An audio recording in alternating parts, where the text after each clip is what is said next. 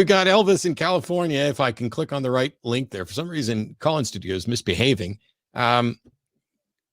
You have there's a quote here from Jonathan Haidt. Is it Elvis? Yeah. Can you hear me?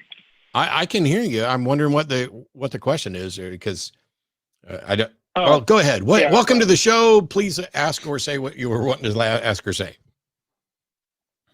Well, I just because that quote is that our moral and political beliefs are intuitions which are post hoc justified, and I guess when in the sort of debates or discussions, what you want to call them, that I've had, and discussions I've seen online, between atheists and theists, seems like the bedrock always ends up being that one person believes in transcendent power and the other person doesn't. And at the end of the day, there's no way to prove whether one is true or whether the other one is false. I mean, well, hang on. My point is, anyway, sorry, go ahead. Well, so first of all, when Jonathan says that every moral and political belief is just intuition, which is post hoc justified, I wholeheartedly reject that. I think that human beings often operate that way, but I think it's a mistake to say that this is true for everyone all the time, that all of their moral and political views are just post hoc rationalizations of their intuitions.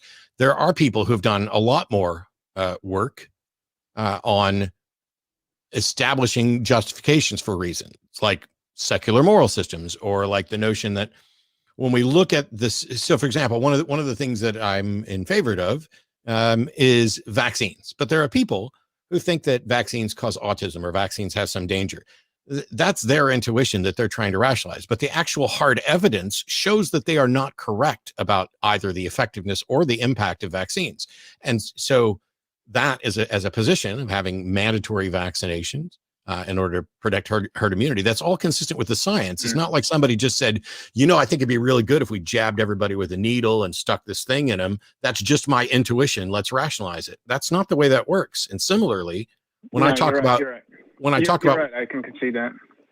One more example, because this one will be a little more controversial, is whether or not trans people should be allowed to serve openly in the military. Now, my intuition is that of course they should. But I don't just go looking for a post hoc justification for that. I have a reason why that is my intuition in the first place, which is I believe individuals should be free to identify as they choose, and that their identity doesn't in any way significantly impact their ability to do a particular job. And so if we begin with a default of personal autonomy, individual freedom, then what we need is a reason to curtail those freedoms. So a reason to say, no, we're not going to allow this. And so until somebody comes up with a good reason to disallow trans people to serve in the military, my default position is that they should be. And the only reason that people have been able to come up with is that there's some ick factor for them, or they're worried about unit cohesion. It's the same bullshit arguments they used for Don't Ask, Don't Tell. It's the same bullshit arguments they used when they tried to segregate whites and blacks in the military. It'll cause disruption. It'll cause problems. We shouldn't be doing that. And there's a great line from The West Wing, actually. I just realized I was about to quote.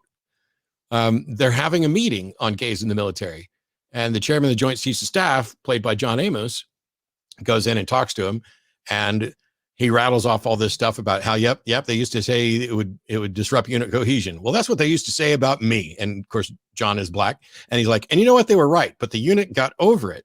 And I'm the chairman of the Joint Chiefs of Staff, so put that in your pipe and smoke it, or something like that. None of this was a post hoc rationalization. It was, hey, we have an idea. What's our grounding principles? And if our grounding principles are freedom and individual autonomy, and we set a high bar for people to have to cross to minimize those, then clearly, which you've already agreed, even though I didn't have to go into that example, not all of our moral and political views are just intuitions. Oh, okay. Yeah. Okay. Okay, let me take it back to religion then. And I can see, sure.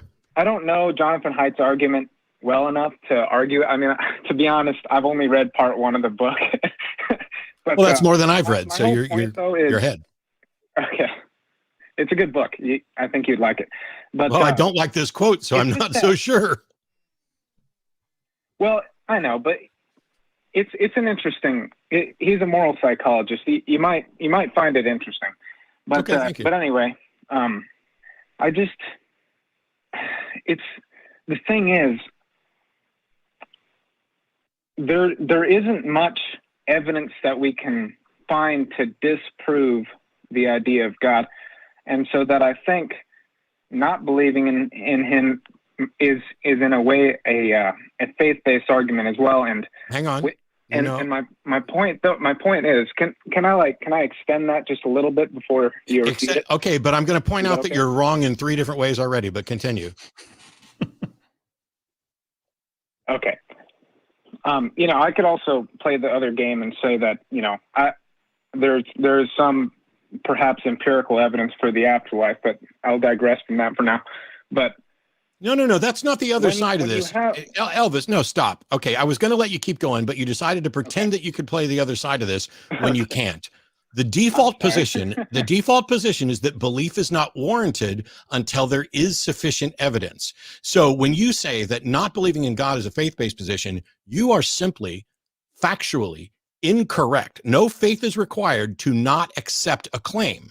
Meanwhile, when you say there's no way to prove that God exists or prove God doesn't exist, that depends on the definition of a God. But that's not a problem for atheism or me.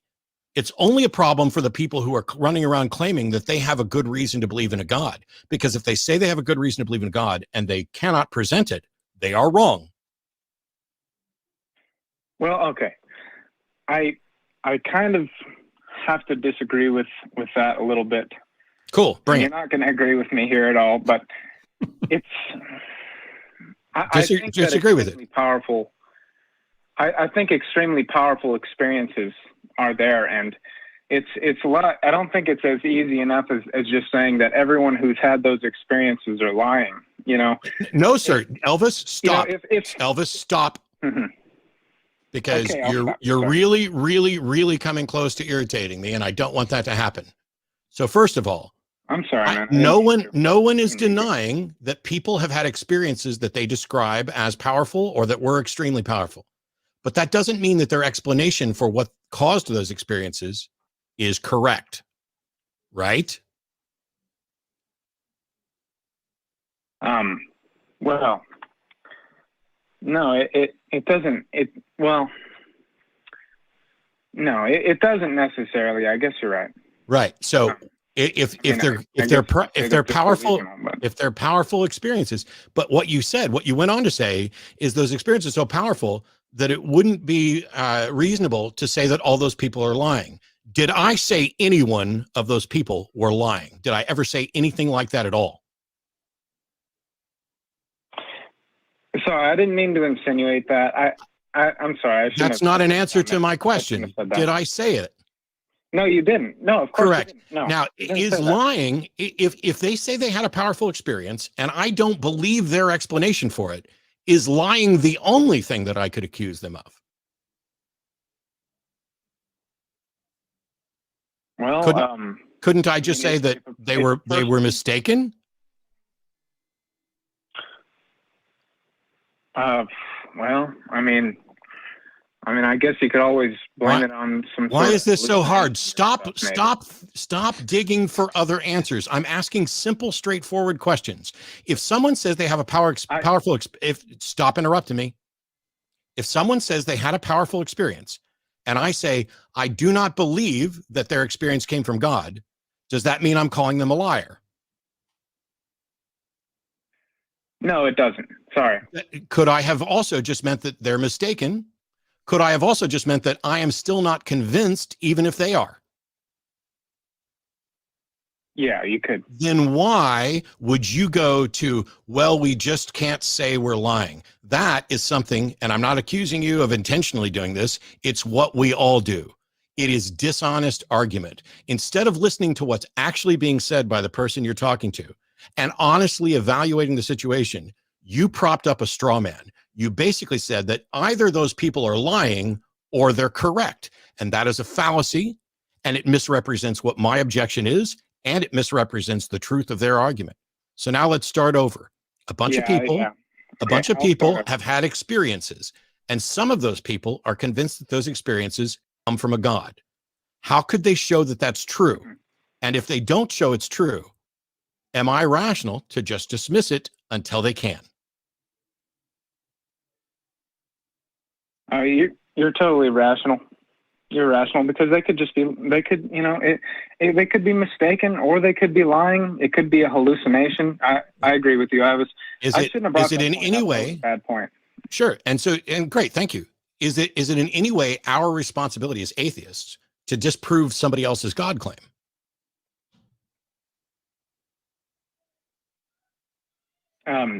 No. There we go. I guess I would just, you know, and this is it's a lot of rabbit holes. I guess I just kind of worry about, you know, morality being objective outside of a transcendent power. That's a rabbit hole. And oh, well, see, there's no, I just feel that there's no the Stalinist objection. regime. There's no objection to secular morality that is in any way solved by appealing to a God. There's not a single objection someone can raise to secular moral systems that is in any way solved by pointing to a God. So you still don't get to absolute morality. You still don't get to objective morality. And until some God shows up and tells us what he thinks, all I have to go on is what other people tell me God thinks. And even if God showed up and said, here's what I think about gay sex, why should I care?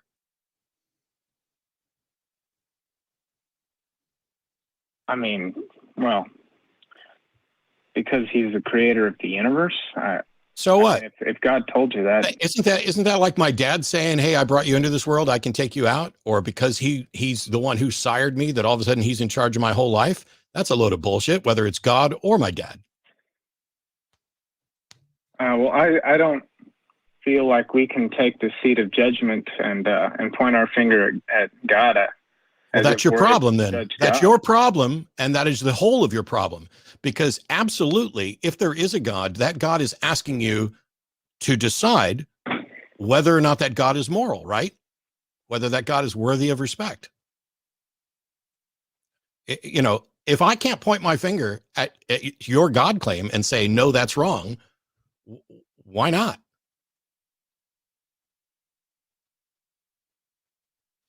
I'm sorry, can you rephrase what you just said? I'm kind of confused with what you said. Sure. If your basic position there was you don't feel like we can point our finger at God's seat of judgment and say anything about it. And I'm like, yes, I can, just like I can for any king or president or boss or father or mother who proclaims thou shalt do this or that. I am an individual being. That God that you're pointing to supposedly created me and gave me a brain and the ability to judge that God if I so choose. So why shouldn't I? Because if we all have the power to judge the creator of the universe, and this is in the hypothetical that we actually met him and had proof that he was the creator of the universe, then there's no point in anything. I just think that the creator of the universe is the source. If he exists, he's the source of all right and wrong because he's the source of all creation. And and wrong is embedded in creation itself. I'm sorry, Elvis, but none of that culturally embedded perceptions. I'm sorry, Elvis, but none of that is a logical argument. If you go back and listen to what you just said, nothing connects to anything else. Oh, but if he's the creator of the universe, then he's just the bestest. Well, that doesn't follow. Prove that. Just because you're the creator of the universe doesn't mean you're right, does it? Well, Thrasymachus once said that might makes right, pretty much. So do you think might makes right? You know, Plato refuted that. No, this is important, Elvis. Do you think that might makes right? Is the person with the power correct? Because that's in the case of God, yes. Oh, no, fuck that. You don't get to do special pleading and say it's true for God, but it's not true for kings or men. That's a load of bullshit. Might doesn't make right. And if anybody tries to punch you in the face to get you to think that it does, they're still fucking wrong. I mean, I agree with you there, but I mean, if God commands something as the creator of the universe, he can go fuck himself. He can go fuck himself. Well, then you can also just disappear from existence if he so pleases. Yeah, and you know what? I'll disappear from existence with the knowledge that I am morally superior to the thug that made me vanish. And I'm sorry that you've been convinced by religion to give up your humanity, to give up your morality in servitude to an idea that hasn't even been demonstrated to be true. You are so afraid of the fictional creator of the universe that you are unwilling to follow the good understandings of morality to make the world a better place. If you can't object to a being that says men are superior to women, that Jews are superior to everybody else, that you can enslave people, if you can't be morally superior to that, I don't want to know you. I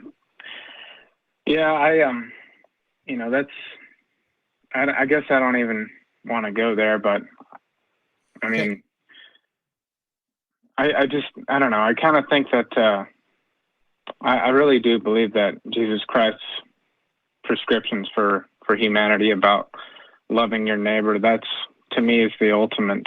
That's the ultimate code of morality, and that everything else is just our culturally embedded, arrogant perceptions of what we think is right or wrong, and no one can tell. You've clearly done a lot of thinking about this. It's just your own opinion.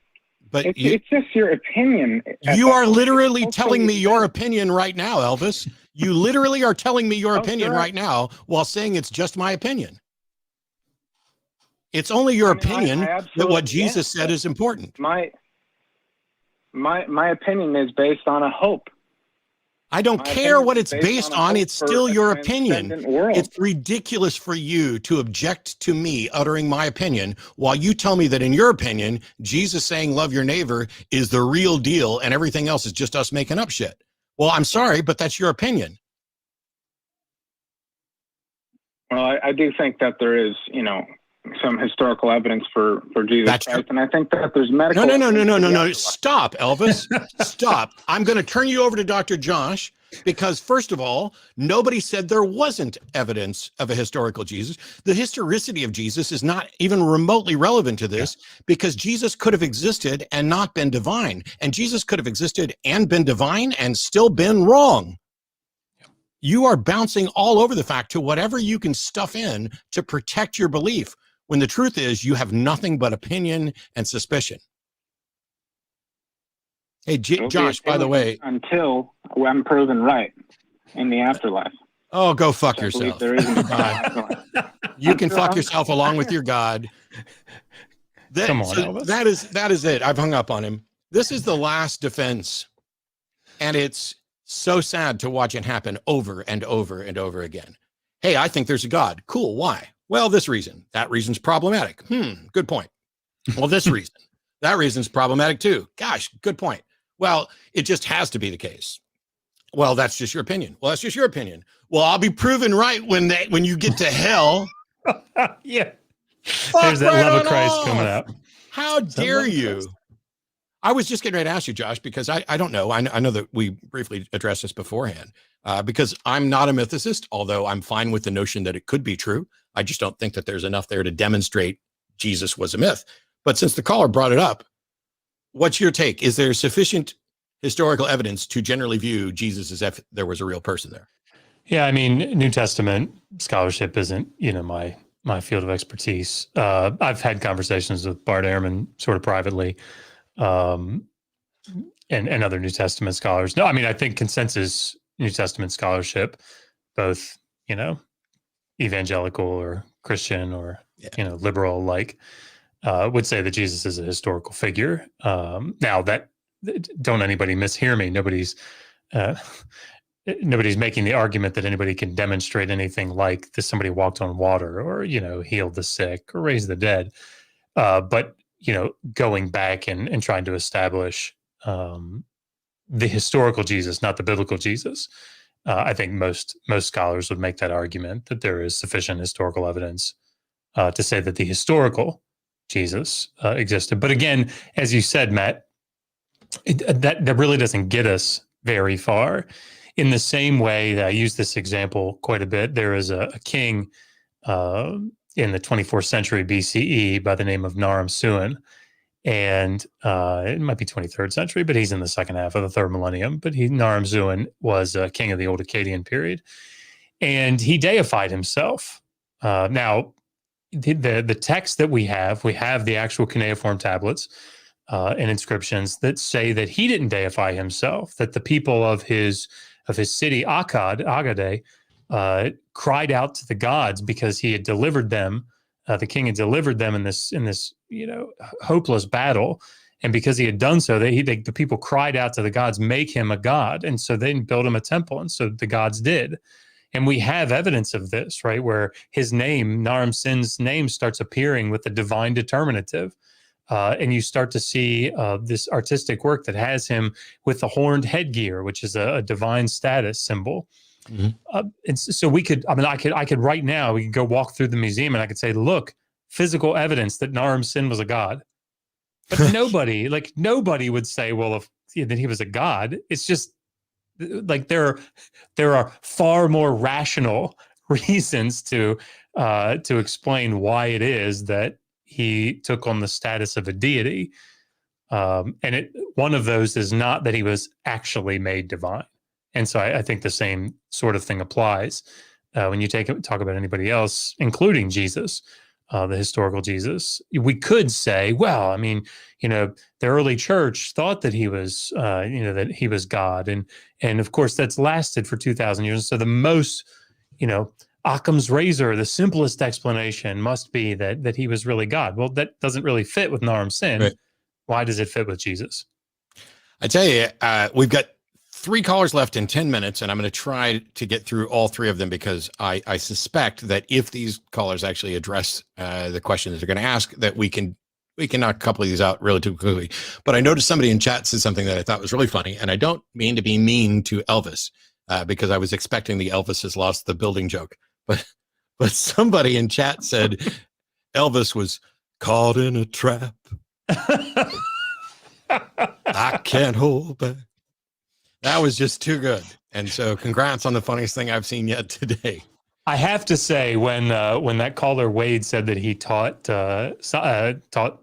history or world civ or whatever, the first thing that came to mind was, Kent Hovind taught for 15 years high school science and science, and so we know that evolution is false. It's the biggest lie out there. Okay, I'm here to help. Oh my God. That's what went through my mind. So that's sorry to expose you to that. If only we could get Kent to call in. Actually, it's probably not the best trick.